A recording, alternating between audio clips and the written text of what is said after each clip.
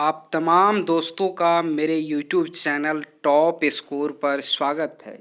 दोस्तों, हर रोज़ शाम 6 बजे आप लोगों से मैं मुलाकात करता हूँ बिहार सामान्य ज्ञान के एक वीडियो के साथ। दोस्तों, कल से एक सीरीज की शुरुआत हुई है जिसमें बिहार सामान्य ज्ञान के एक वीडियो को लेकर के मैं उपस्थित होता हूँ, जिसमें टॉपिक्स पर मैं चर्चा करता हूं, उसके बाद उसके ऑब्जेक्टिव्स क्वेश्चंस पर भी चर्चा करता हूं। आज का वीडियो काफ़ी महत्वपूर्ण है, क्योंकि आज के वीडियो में मैं कांग्रेस की स्थापना में बिहार के किन किन स्वतंत्रता सेनानियों का क्या क्या योगदान था, भूमिका था, और होम रूल आंदोलन में बिहार के किन किन लोगों ने भाग लिया, उनका क्या योगदान था, इन चीज़ों का मैं इस वीडियो में चर्चा करने जा रहा हूं। वीडियो के अंत हिस्से तक बने रहें, क्योंकि वीडियो के पहले हिस्से में मैं कहानी की तरह उन सभी लोगों के योगदान की चर्चा करूंगा, और कहानी समाप्त होने के बाद मैं इसके इम्पोर्टेंट ऑब्जेक्टिव्स क्वेश्चंस को मैं चर्चा करूंगा। दोस्तों, आप सभी लोग कांग्रेस से भली भांति परिचित हैं। कांग्रेस की स्थापना का मूल उद्देश्य था देश को आज़ादी दिलाना, यानी अंग्रेजी हुकूमत जो चल रही थी उस हुकूमत से आज़ादी दिलाने के लिए कांग्रेस की स्थापना 28 दिसंबर 1885 को किया गया था। दोस्तों, इसके संस्थापक ए.ओ. ह्यूम थे, जो कि एक इंग्लिश सिविल सर्वेंट थे, जबकि कांग्रेस के पहले अध्यक्ष डब्ल्यू.सी. बनर्जी यानी व्योमेश चंद्र बनर्जी थे। दोस्तों, कांग्रेस की स्थापना के बाद से सालाना अधिवेशन बुलाई जाती थी, मीटिंग कह लीजिए, सभा कह लीजिए, बुलाई जाती थी, जिसमें कांग्रेस का प्रथम अधिवेशन बम्बई में हुआ था, जिस अधिवेशन में 72 लोगों ने, प्रतिनिधियों ने भाग लिया था। हालांकि यहाँ इम्पोर्टेंट फैक्ट ये है कि बिहार से एक भी प्रतिनिधि इस पहली अधिवेशन में भाग नहीं लिए थे। मैं कांग्रेस के अधिवेशन को आगे बढ़ाते हुए दूसरे अधिवेशन पर नज़र दौड़ाता हूं, तो कांग्रेस का दूसरा अधिवेशन कलकत्ता में हुआ था 1886 ईस्वी में, जिसमें बिहार के 31 प्रतिनिधियों ने भाग लिया, जिसमें मौलवी सैयद सरफुद्दीन, विश्वेश्वर सिंह, गुरु प्रसाद सेन, गजाधर प्रसाद, मौलवी एहसान, जयनारायण वाजपेयी, बलदेव राय, गोविंद चरण, पूर्णेंदु नारायण सिन्हा, कुलदीप सहाय, तेज नारायण सिंह, परमेश्वर नारायण, शाह रजा हुसैन, शेख वारिस अली इत्यादि लोग प्रमुख थे। यदि कांग्रेस के तीसरे अधिवेशन पर नज़र दौड़ाया जाए तो कांग्रेस का तीसरा अधिवेशन मद्रास में 1887 में हुआ था। इस अधिवेशन में बिहार से मात्र 2 प्रतिनिधि शामिल हुए थे। उन लोगों का नाम है शालिग्राम सिंह एवं गुरु प्रसाद सेन। दोस्तों, गुरु प्रसाद सेन कांग्रेस के दूसरे अधिवेशन में भी भाग लिए थे कलकत्ता में।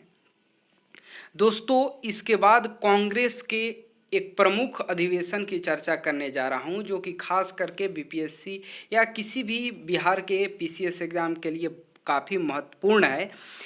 दोस्तों, कांग्रेस का बिहार में पहला अधिवेशन 1912 ईस्वी में पटना के बांकीपुर में आयोजित किया गया था। दोस्तों, यह कांग्रेस का 28वां अधिवेशन था। इस अधिवेशन की जो अध्यक्षता कर रहे थे रघुनाथ नरसिंह मधोलकर, यानी आर.एन. मधोलकर साहब जो थे, इस कांग्रेस के इस अधिवेशन के अध्यक्ष थे। यदि मैं इस अधिवेशन के महासचिव की चर्चा करूं तो सच्चिदानंद सिन्हा जी इसके महासचिव थे, और स्वागत समिति के अध्यक्ष मौलाना मजहरुल हक थे। हालांकि मौलाना मजहरुल हक 1915 के मुंबई में जो कांग्रेस अधिवेशन हुआ था उसमें भी शामिल हुए थे। अब कांग्रेस के मैं 32वें अधिवेशन पर चर्चा करने जा रहा हूं। कांग्रेस का जो 32वां अधिवेशन 1916 को लखनऊ में आयोजित किया गया था, ये भी बिहार से काफ़ी ताल्लुकात रखता है। चूँकि लखनऊ अधिवेशन में बिहार के जो हमारे प्रतिनिधि राजकुमार शुक्ला जी जो शामिल हुए थे, वहाँ लखनऊ में जाकर उन्होंने गांधी जी से आग्रह किए थे कि आप चंपारण, बिहार के चंपारण चलिए, वहाँ चंपारण के किसानों पे अंग्रेज लोग काफ़ी जुल्म और कहर बरपा रहे हैं। वहाँ नील की जो खेती होती थी उससे किसान काफ़ी नाराज थे, आक्रोश में थे। तो उस नील की खेती के से संबंधित इस लखनऊ अधिवेशन में एक प्रस्ताव भी पारित हुआ था। साथ ही साथ पटना यूनिवर्सिटी बिल के प्रस्ताव पर भी लखनऊ अधिवेशन में चर्चा हुआ था। यदि मैं कांग्रेस के 38वें अधिवेशन की बात करूं तो 1922 को 38वां अधिवेशन बिहार के गया में आयोजित हुआ था। दोस्तों, यह बिहार का दूसरा अधिवेशन था कांग्रेस का जो बिहार में आयोजित हुआ। इसके अध्यक्ष देश बंधु चित्तरंजन दास जी थे। इस अधिवेशन में यह निर्णय लिया गया था कि विधायिका का बहिष्कार किया जाएगा। हालांकि चित्तरंजन दास जी इस विधेयक के पक्ष में नहीं थे, लेकिन फिर भी वो बहिष्कार के प्रस्ताव पर चर्चा हुई थी। यदि मैं कांग्रेस के 54वें अधिवेशन की चर्चा करूं तो यह रामगढ़ जिले में आयोजित हुआ था। हालांकि अब वर्तमान ये झारखंड में पड़ता है। इसके अध्यक्ष मौलाना अबुल कलाम आज़ाद जी थे। इस अधिवेशन का बिहार से ताल्लुकात यह है कि बिहार के जो किसानों के नेता थे स्वामी सहजानंद सरस्वती जी, उन्होंने इस अधिवेशन में कांग्रेस का जो समझौतावादी नीति था उस नीति का ये विरोध किए थे, जिसमें सुभाष चंद्र बोस जी भी इस विरोध में शामिल थे। इस तरीके से कांग्रेस का ये अधिवेशन बिहार के ये जिन जिन नेताओं का मैंने नाम लिया ये लोग शिरकत किए थे और ये महत्वपूर्ण है हमारे बीपीएससी एग्ज़ाम या सीडीपीओ कह लीजिए, बिहार एसआई एग्ज़ाम कह लीजिए, इन सभी के लिए। अगली चर्चा मैं होम रूल आंदोलन की करने जा रहा हूँ। दोस्तों, होम रूल आंदोलन बाल गंगाधर तिलक एवं एनी बेसेंट के नेतृत्व में 1916 को शुरू हुआ था, जिसका प्रभाव पूरे देश में था। बिहार में इसका व्यापक प्रभाव देखा गया था। व्यापक इस मायने में देखा गया कि पटना के बांकीपुर के में 16 दिसंबर 1916 को एक सभा आयोजित किया गया था, जिस सभा के अध्यक्ष मौलाना मजहरुल हक तथा उपाध्यक्ष खान बहादुर सरफराज हुसैन एवं राय बहादुर पूर्णेंदु नारायण सिन्हा को बनाया गया था। इसी सभा में होम रूल लीग की स्थापना की गई थी। तो दोस्तों, यहाँ से बिहार से होम रूल लीग की जो स्थापना हुआ ये काफ़ी इम्पोर्टेंट क्वेश्चंस बनता है। दोस्तों, इसमें सचिव के रूप में वैद्यनाथ नारायण सिंह जी थे, चंद्रवंशी सहाय थे। पहली सभा में होम रूल के सदस्य के रूप में राजेंद्र प्रसाद, मोहम्मद आजम अली, एससी समी, शंभू नारायण, हरि नारायण प्रसाद इत्यादि लोगों ने शिरकत किए थे। हालांकि 18 अप्रैल 1918 को एनी बेसेंट जब पटना आई थी तो उन्हें पूर्णेंदु नारायण सिन्हा के घर पे ठहराया गया था। दोस्तों, ये था हमारा होम रूल आंदोलन। मैं पहले ही बोल चुका हूँ कि जो भी मैं टॉपिक्स की चर्चा करूँगा उन टॉपिक्स से क्या ऑब्जेक्टिव क्वेश्चंस बन सकते हैं एग्ज़ाम के लिए, उन ऑब्जेक्टिव्स का भी मैं समरी कराऊंगा।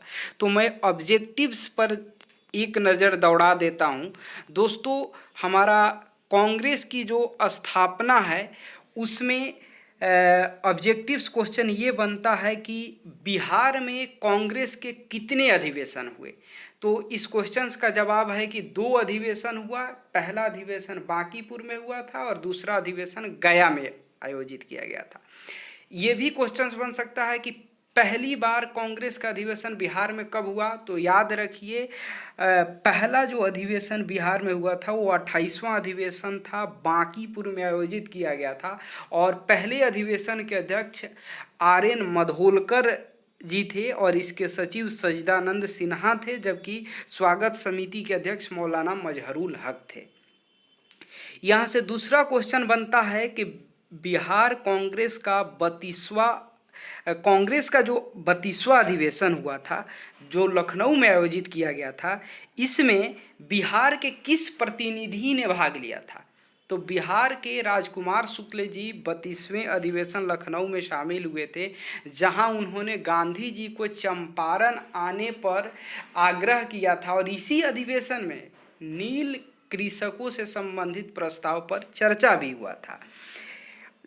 यहाँ से एक और ऑब्जेक्टिव क्वेश्चंस बनता है कि बिहार में कांग्रेस का दूसरा अधिवेशन कब आयोजित किया गया? तो बिहार में कांग्रेस का दूसरा अधिवेशन 1922 को गया में आयोजित किया गया। यह 38वां अधिवेशन था। इसके अध्यक्ष देशबंधु चित्तरंजन दास जी थे।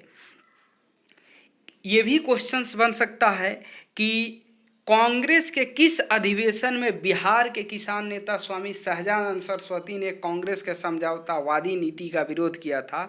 तो इसका आंसर होगा 54वां अधिवेशन 1940 को जो रामगढ़ में आयोजित हुआ, वहाँ स्वामी सहजानंद सरस्वती कांग्रेस के उस नीति का विरोध किए थे। तो इस तरीके से कांग्रेस से संबंधित ये इम्पोर्टेंट ऑब्जेक्टिव क्वेश्चंस बनता है। हालांकि होम रूल आंदोलन से क्वेश्चंस ऑब्जेक्टिव यही बनेगा कि होम रूल लीग की स्थापना कब हुई? तो दोस्तों, होम रूल लीग की स्थापना 16 दिसंबर 1916 को बांकीपुर में आयोजित हुआ था और ये जिस सभा में स्थापना हुआ, उस सभा के जो हमारे अध्यक्ष थे मौलाना मजहरुल हक साहब थे और इसके उपाध्यक्ष पूर्णेंदु नारायण सिन्हा और सरफराज हुसैन थे। हालांकि होम रूल के सदस्य के रूप में राजेंद्र प्रसाद भी शामिल हुए थे और एनी बेसेंट और बाल गंगाधर तिलक के नेतृत्व में होम रूल आंदोलन की शुरुआत हुई और पूरे देश सहित बिहार में इसका व्यापक प्रभाव देखा गया। तो दोस्तों, मैंने आज के इस वीडियो में कांग्रेस का, बिहार के नेताओं का कांग्रेस में क्या भूमिका था, क्या योगदान था, इस पर मैंने चर्चा किया। साथ ही होम रूल आंदोलन के संदर्भ में बिहार के नेताओं की भी मैंने चर्चा की है और ऑब्जेक्टिव्स क्वेश्चंस भी मैंने कराने का कोशिश किया है। दोस्तों, यदि यह वीडियो आपको अच्छा लगे तो अपने दोस्तों के बीच में शेयर करना ना भूलें और साथ ही साथ मेरे चैनल को सब्सक्राइब कर लें। चूँकि आप यदि मेरे चैनल को सब्सक्राइब करते हैं तो इससे मुझे हौसला बढ़ता है, ताकि मैं अगली वीडियो को काफ़ी बेहतर तरीके से और अच्छे कंटेंट के साथ लाने की कोशिश करूँगा। जी धन्यवाद।